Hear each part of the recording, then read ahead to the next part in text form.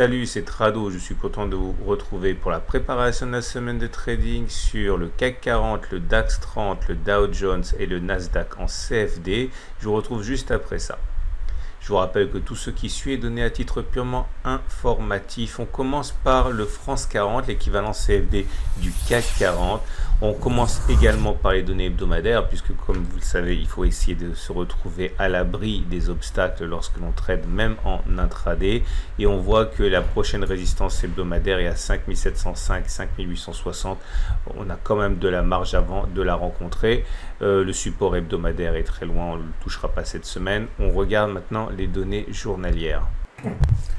Et sur les données journalières, on constate que le premier support est à 5470, 5454, zone qui a créé un coup d'arrêt à la hausse, c'était sur la séance du 11 novembre. Et en deuxième rideau, un autre support journalier qui est assez éloigné. La résistance hebdomadaire correspond à la prochaine zone de blocage éventuelle. Il n'y a pas véritablement de résistance journalière plus pertinente que celle-ci. On termine avec les données 4 heures. Et sur les données intraday, la première des choses à remarquer, c'est que la tendance est haussière au regard de la M20 qui monte, au regard de la M50 qui monte. Dans ces conditions, les traders cherchent avant tout à trouver des situations d'achat. Alors la première situation d'achat serait effectivement un retour sur le support H4 des 5590-5600, puisque les supports ont tendance à bien tenir lorsque l'on est en tendance haussière. Également un éventuel retour sur le support H4 des 5543, 5555 à condition que la tendance soit toujours haussière au moment où cela se produit. Ceux qui veulent spéculer à la baisse attendent sans doute que l'on vienne au contact d'une résistance, mais sur l'unité de temps supérieure susceptible de s'imposer à la tendance haussière de court terme. Clairement, cela veut dire qu'un retour sur la zone de résistance hebdomadaire des 5705, 5860 pourrait être le moment où les traders chercheront à saisir les signaux haussiers. On passe à l'Allemagne 30, l'équivalent en CFD du DAX, et les données hebdomadaires montrent que la prochaine résistance hebdomadaire est à 13770, 13830. Il faudra s'en méfier si on y va. De la même manière que la prochaine zone qui nous soutiendra est la résistance hebdomadaire des 12913, 170 qui est passée a priori, mais on va la laisser encore une semaine, et qui a possiblement changé de polarité en devenant support, comme très souvent les résistances qui sont cassées. Donc un retour sur cette zone des 12913, 170 est susceptible d'être une zone d'achat pour de nombreux traders. On regarde les données journalières. Et justement, la prochaine résistance journalière est à 13343, 13470, zone qui est apparue lors du pic du 3 septembre et en dessous duquel on est resté confiné depuis maintenant des semaines. Passer au-dessus de cette zone serait un signal très encourageant. Le prochain support journalier est trop loin pour être mentionné pour l'instant. On passe enfin aux données 4 heures. Et sur les données intraday, la tendance est toujours à la hausse au regard de la M20 et de la M50 au-dessus de laquelle nous sommes juchés. Normalement, les traders chercheraient des signaux haussiers sur cette unité de temps. En tout cas, pour ceux qui veulent passer à l'achat, il faut reconnaître tout d'abord une zone ici qui est une zone de support H4 à 13377, 13354, puisque c'était une résistance qui est en train d'être franchi, son statut est en train d'être contesté d'ailleurs. Cela est une résistance pour sûr. Si on arrive à clôturer au-dessus, et ce n'est pas le cas actuellement, comme vous pouvez le voir, nous sommes en phase de construction de cette bougie. Si on arrive à clôturer au-dessus, normalement, la résistance deviendrait support à 13377, 13354. Si on n'arrive pas à le faire et que l'on clôture à l'intérieur, ce n'est pas un support, ça sera toujours une résistance, mais c'est en train de se dessiner sous nos yeux, donc on a un petit peu de mal pour l'instant à anticiper.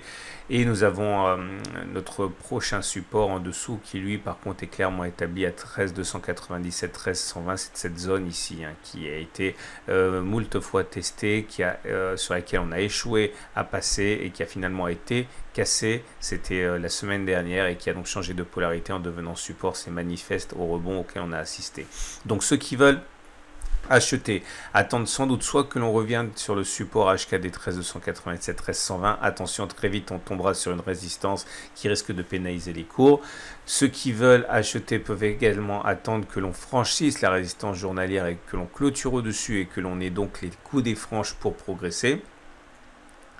Troisième solution, plus risquée, je le répète parce que c'est la plus risquée, c'est attendre que la résistance 13367, 13354 soit battue, qu'elle change de polarité, qu'elle devienne support et attendre que l'on revienne dessus éventuellement pour acheter avec le risque qu'il s'agisse d'une entrée à contre-temps puisque dans une résistance journalière. Par contre, ceux qui veulent spéculer à la baisse, c'est simple, ils cherchent sans doute des signaux baissiers sur cette zone résistance journalière des 13343, 13470 puisqu'encore une fois, c'est une résistance qui existe sur l'unité de temps supérieur aux données H4 et donc est susceptible de provoquer des baisses. On passe à l'indice suivant. Et pour le Dow Jones, l'équivalent en CFD, c'est le Wall Street. Et nous avons, en données hebdomadaires, réussi à passer cette résistance hebdomadaire des 29 586, 29 333, qui a donc changé de polarité en théorie en devenant support. C'est très frais, généralement on attend une confirmation, cette confirmation on l'a pas encore, donc c'est une zone un petit peu sombre ici, on va dire que ça peut effectivement jouer son rôle de support si on va sur cette zone. On n'a rien au-dessus de nous, on est sur des records historiques, donc pas de résistance hebdomadaire, on regarde les données journalières. Et sur les données journalières, justement, on comprend pourquoi cette zone actuelle est dangereuse, cette fameuse zone grise, puisque nous sommes au contact d'une résistance journalière, celle des 30 097, 29 190. Cette zone qui a été construite sur les hésitations du 9 novembre, on a du mal à la passer malgré les nombreuses tentatives. Donc il faut vraiment se méfier de cette zone pour les acheteurs du Wall Street, l'équivalent CFD du Dow Jones. On termine avec les données 4 heures. Et sur les données intraday, constatons d'abord que la tendance mollit furieusement. Nous avons les moyennes mobiles maintenant à 50 périodes et à 20 périodes qui sont plates, voire même descendantes pour la M20. La tendance n'est plus haussière, elle est neutre. Dans ces conditions, acheter ou vendre relève de la difficulté absolue puisqu'il n'y a pas de tendance. Ce qui est certain, c'est que si la tendance devait devenir haussière avec des M20 ascendantes et que l'on devait casser la résistance H4 des 30-21, 30-135, il y aurait sans doute des traders pour saisir un signal haussier. Autre solution, eh bien, la vente, tout naturellement. Et la vente, nous sommes sur une zone de résistance journalière. Et étant donné que la tendance n'est pas haussière, il est tentant pour les traders de tenter de saisir des signaux baissiers qui apparaissent. Donc, n'importe quel signal qui pourra apparaître maintenant pourrait être saisi par les traders baissiers qui veulent mettre à leur profit l'affaiblissement de la tendance en données H4. Nous avons également toute cette zone grise là, qui est une zone possiblement de support qu'on a mentionné préalablement. Je vais changer d'unité de temps, vous voyez, j'en ai parlé tout à l'heure. Cette zone ici qui, non forcément on ne verra plus rien avec mes annotations, mais cette zone ici grise qu'on a mentionné tout à l'heure a été cassée, donc elle a possiblement, je l'ai dit, changé de polarité. Donc je reviens sur mes données 4 heures. Si des signaux haussiers devaient apparaître sur cette zone grise qui est comprise entre 28 700 et 29 170, eh bien il y aurait sans doute des acheteurs qui seraient prêts à les saisir. On termine avec l'US Texan, l'équivalent du Nasdaq en CFD. Et voilà la résistance hebdomadaire, on est dessus, les 12 000, 12 470 correspondent à une zone de danger où les traders qui ont un penchant baissier risquent de donner du fil à retordre au Nasdaq. Il faut vraiment faire attention, nous sommes dans une zone de résistance, on regarde les données journalières. Et même constat de danger sur les données journalières puisque nous sommes aux portes de la résistance journalière des 12 407, 12 475 créée le 2 septembre environ. Et nous sommes encore une fois très proche de cette zone. Il faut faire attention si on termine avec les données H4. Et sur les données intraday, on note que la prochaine résistance est ici, elle est aux alentours en bleu de 12 373, mais ça n'a pas beaucoup d'importance parce que nous sommes déjà dans une zone journalière et également dans une zone de résistance hebdomadaire. Ce n'est qu'un élément de plus qui doit inciter à la prudence. La tendance est haussière, on est au-dessus de la M20 qui monte, au-dessus de la M50 qui monte.